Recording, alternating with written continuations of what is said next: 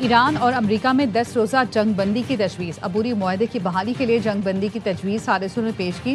Writers کے مطابق ایرانی عہدیدار نے بتایا ثالثوں نے امریکہ کے ساتھ کشیدگی کم کرنے کے لیے 10 دن سیز فائر کی تجویز بھیجی ہے۔ تجویز پر غور کیا جا رہا ہے تاکہ دونوں ممالک کے درمیان تصادم کو ختم کیا جا سکے۔ جنگ بندی کا مقصد عبوری معاہدے کو بحال کرنے کے راستے تلاش کرنا ہے۔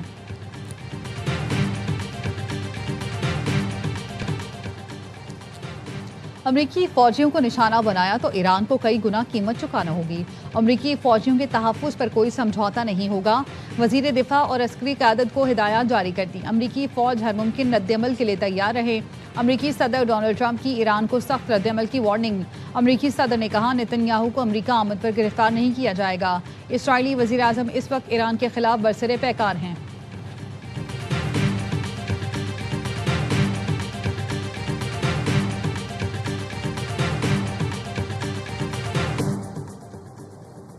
ایرانی وزیر داخلہ سکندر مومنی کی دورہ پاکستان پر اسلام آباد آمد۔ وزیر داخلہ محسن نقوی نے معزز مہمان کا استقبال کیا۔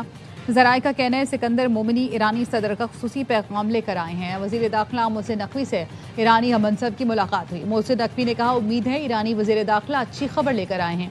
دورہ پاکستان سے دو طرفہ تعلقات کو فروغ ملے گا۔ ایرانی وزیر داخلہ نے کہا پاکستان اور ایران کے تعلقات مثالی ہیں۔ پاکستانی حکومت اور عوام کی مہمان نوازی کا ہمیشہ معترف رہا ہوں۔ سکندر مومنی وزیر اعظم اور فیلڈ مارشل سے ملاقات کریں گے۔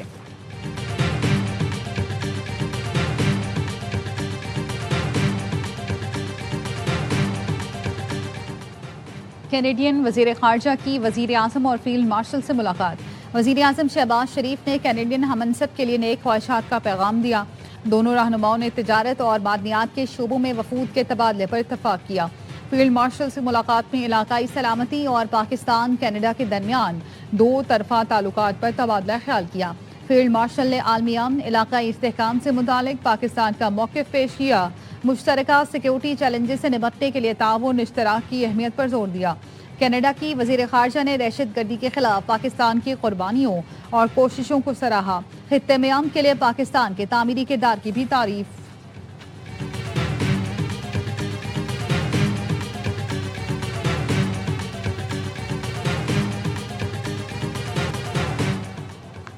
اوگرا نے پیٹرول سستا اور ڈیزل مہنگا کر دیا۔ پیٹرول کی قیمت میں 35 پیسے فی لیٹر کم کر دی گئی۔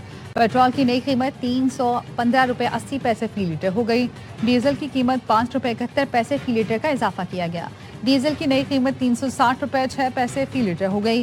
اوگرا کی سفارش پر پیٹرولیم ڈویژن نے نوٹیفیکیشن جاری کر دیا۔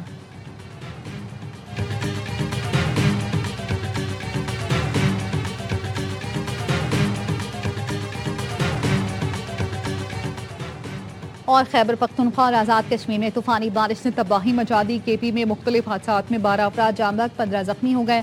ضلع خیبر میں موزو ریلا کئی گاڑیاں بہا لے گیا۔ مونسہرہ کے ندی نالے اور دریا بھی بکھر گئے۔ 3 رابطہ پل پانی کی نظر۔ مردان میں گھر کی چھت گر گئی، 2 بچے جاں بحق۔ کاغان میں سیاحوں کی گاڑی کھائی میں جا گری، 2 افراد جاں بحق، 3 شدید زخمی، اسپتال منتقل۔ کوٹلی آزاد کشمیر میں پہاڑی تودا مکان پر گر گیا، 3 افراد جاں بحق، 2 زخمی ہو گئے۔ باغ کے نالا ماہل میں طغیانی، مسجد شہید، 5 مکانات، 10 دکانیں اور نالے کے اطراف کھڑی گاڑیاں بہہ گئیں۔ امریکہ سے حالت جنگ میں ہیں، دشمن جان چکا، فوجی کارروائیوں سے ایرانی قوم کو جھکایا نہیں جا سکتا۔ ایرانی صدر مسعود پزشکیان نے تہران میں عدلیہ کی اعلیٰ کونسل کے اجلاس سے خطاب میں کہا یہ صرف میزائلوں کی جنگ نہیں بلکہ دشمن نے ہم پر ہائبرڈ جنگ بھی مسلط کر رکھی ہے۔ جنگی حالات میں معیشت کا استحکام اور عوام کے روزگار کا تحفظ حکومت کی ترجیحات میں شامل ہیں۔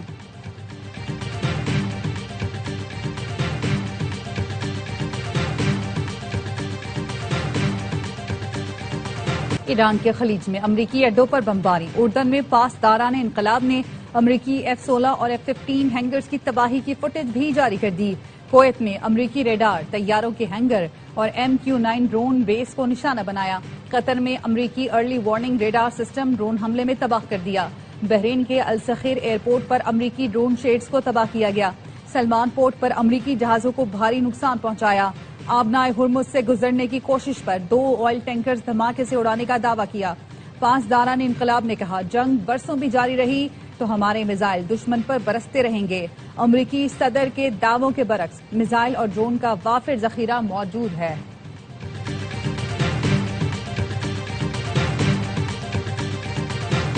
امریکہ کی ایران پر بمباری جاری، جنوب مغربی ایران میں زیر تعمیر ایٹمی پاور پلانٹ پر حملہ، مغربی ایران میں 5.5 شدت کا زلزلہ گیا، امام خمینی پورٹ، تبریز، چابہار، سرخ، ہرمزگان، بوشہر اور کناک پر میزائل برسات، ایرانی فوج کے ساحلی نگرانی کے مراکز، فضائی دفاعی تنصیبات، کمانڈ سینٹرز، میزائل اور ڈرون لانچنگ مقامات، بحری صلاحیتوں اور مواصلاتی نیٹ ورکس کو نشانہ بنایا گیا۔ ایران کا خطے میں امریکی اہداف کو کامیابی سے نشانہ بنانے کا دعویٰ، پاسداران انقلاب کا کہنا ہے کویت میں امریکی ریڈار، طیاروں کے ہینگر اور ڈرون بیس پر حملے کیے، قطر میں امریکی ارلی وارننگ ریڈار سسٹم تباہ، آبِ ہرمز سے گزرنے کی کوشش پر 2 آئل ٹینکرز کو دھماکے سے اڑانے کا دعویٰ۔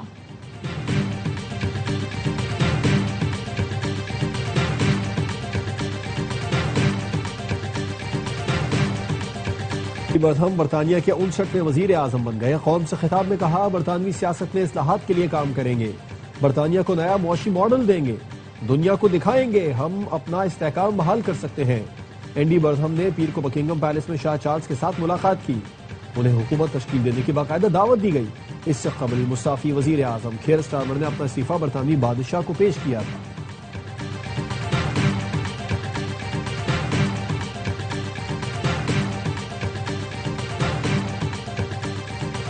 پٹیاری میں حادثے کا شکار مال بردار ٹرین کی بوگیاں پٹری سے ہٹا دی گئی، مرمتی کام مکمل، فرید ایکسپریس کو روانہ کر دیا گیا، ڈاؤن ٹریک پر ٹرینوں کو 10 کلومیٹر فی گھنٹہ کی رفتار سے چلانے کی ہدایت، اب ٹریک کی مکمل بحالی کے لیے مرمتی کام جاری، ٹرینوں کا شکار شیڈول درہم برہم، ٹرینیں تاخیر کا شکار، لاہور سے کراچی آنے والی قراقرم، کراچی، پاک بزنس اور ملت ایکسپریس منسوخ کر دی گئی۔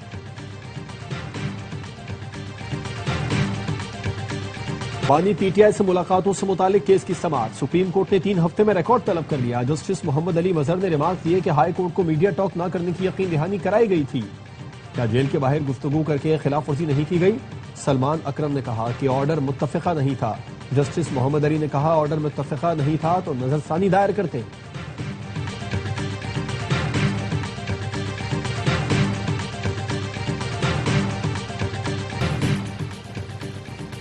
بانی پی ٹی آئی کی بہن نورین نیازی نے وکیل کے ذریعے این سی سی آئی میں جواب جمع کرا دیا، وکیل فیصل ملک کے مطابق نورین نیازی کا ابتدائی بیان جمع کرایا ہے جو مکمل نہیں، نورین نیازی نے این سی سی آئی میں بطور پیش ہونے کے لیے 4 ہفتوں کی مہلت مانگی ہے۔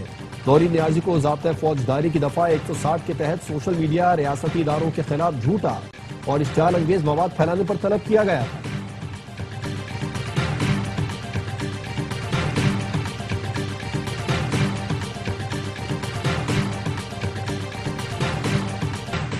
سوشل میڈیا پر چلنے والے بیانات سے تحریک انصاف کا کوئی تعلق نہیں، P T I senator Ali Zafar نے نورین خانم کے بیانات سے لا تعلقی کا اظہار کر دیا، کہا جو بیان دے رہا ہے اس سے پوچھیں۔ علی ظفر نے جوڈیشل کمیشن اجلاس کے بائیکاٹ کی بھی مخالفت کر دی، کہا ان کا موقف تھا کتنا بھی مشکل وقت ہو بائیکاٹ نہیں کرنا چاہیے۔ کراچی میں منگو پیر کی نجی سوسائٹی سے اغوا ہونے والا بچہ بازیاب، پولیس نے آذان کو ماں کے حوالے کر دیا، اغوا کار آذان کو گھاروں میں چھوڑ کر فرار ہوئے تھے۔ آذان کے والد کا کہنا ہے دوست کے فارم ہاؤس ملازم نے فون پر بتایا ایک بچہ ملا ہے، ہم بھاگے بھاگے گھاروں پہنچے، جس نے تعاون کیا سب کے شکر گزار ہیں۔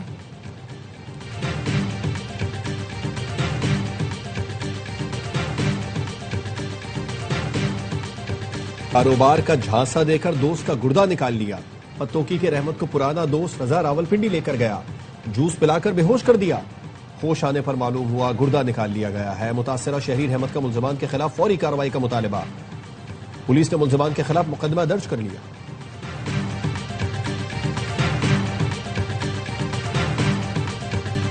کراچی سے انسانی اسمگلرز کا 7 رکنی گروہ گرفتار، F I A human trafficking circle کی نارتھ ناظم آباد میں کارروائی، deputy director F I A نے بتایا ملزمان بیرون ملک بھیجنے کے لیے 8 سے 10 لاکھ روپے لیتے تھے، کراچی میں مختلف ناموں سے کام کرتے رہے، ملزمان سے سینکڑوں پاسپورٹ، اسلحہ، پولیس وردیاں اور لیپ ٹاپ ملے۔